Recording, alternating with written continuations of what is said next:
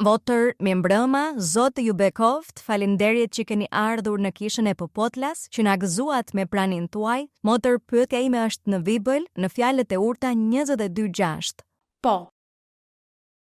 Fjalët e Urta 22:6. A mund të lexoj? Po, motër, po. Thot, mësoj fëmijës rrugën që duhet të ndjek dhe ai nuk do të largohet prej saj edhe kur të plaket. Pyetja ime, motër, është e përqendruar te tema e rritjes së fëmijëve. Në këtë varg na thuhet se ne mund t'i mësojmë fëmijës që në fëmijëri të gjitha gjërat e Perëndis, megjithatë kjo nuk na siguron që kur të jetë adoleshent, fëmia nuk do të marrë rrugë të tjera dhe të largohet nga rruga e Perëndis. Unë kam pasur mundësinë të njoh fëmijë që kanë lindur duke qenë pjesë e kishës, që rriten duke njohur gjërat e Perëndis. Megjithatë ka dy raste. Janë disa që vazhdojnë rrugën e Perëndis dhe të tjerë që largohen nga rruga e Perëndis. Atëherë pyetja ime, motër, është çfarë komandimi mund t'u jepni atyre që janë prindër ose që do të bëhen prindër, që Perëndia të ketë mëshirë për ta, për fëmijët e tyre dhe që këta të mos largohen nga rruga e Perëndis, sepse në fund të fundit unë besoj se çdo prind dëshiron që fëmia e tij të qëndrojë në rrugën e Zotit deri në fund të jetës. Zoti ju bekoft. Mirë.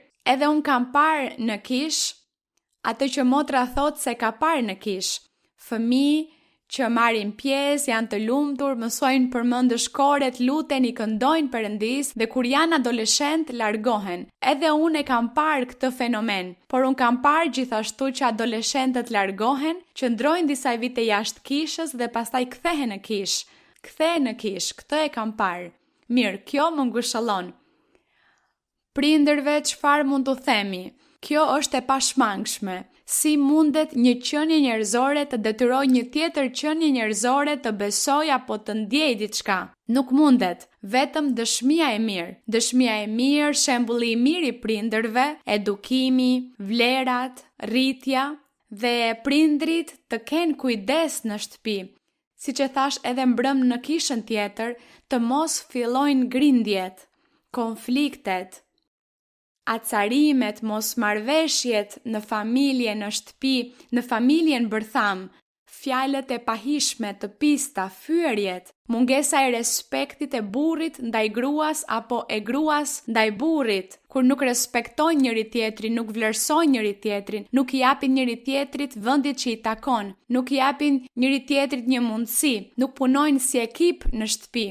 Atëherë vinë gënjeshtrat, vjen mëkati, vinë kaq shumë gjëra dhe fëmijët i shohin këto, atëherë ky është një shembull i keq, dëshmi e keqe. Por nëse ka një familje, një shtëpi, një martesë, ku babai dhe nëna e kërkojnë Perëndin me gjithë zemër dhe me besnikëri, me gjithë respekt, me vlera, duke bërë vullnetin e Perëndis, duke kërkuar Perëndin, atëherë këta fëmijë shohin këtë shembull dhe kjo u mbetet e gdhendur në zemër dhe në mendime. Do të mbetet kjo e gdhendur në qenien e tyre. Pra ata, ashtu siç thot Bibla, mësoj fëmijës rrugën që duhet të ndjek dhe ai nuk do të largohet prej saj edhe kur të plaket, nëse Bibla kështu e thot, ashtu do të jetë. Edhe nëse ne shohim se ata largohen dhe ikin, Bibla përmbushet dhe Perëndia një ditë do t'i sjellë dhe ata do të kthehen përsëri për të kërkuar Perëndin.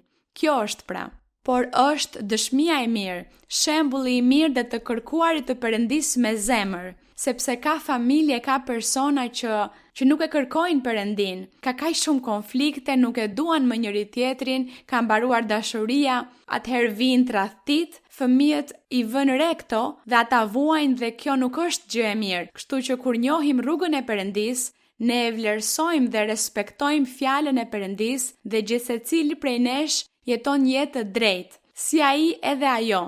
Kjo ndihmon shumë që të gjithë pas ardhësit tan ta ndjekin këtë shembull. Dhe kjo është ajo që ne duam të bëjmë, të japim shembull të mirë që njerëzit ta ndjekin, fëmijët ta ndjekin, adoleshentët dhe kur të plaken, siç thot Bibla, ashtu do të jetë, nuk do të largohen nga rruga e Perëndisë tonë.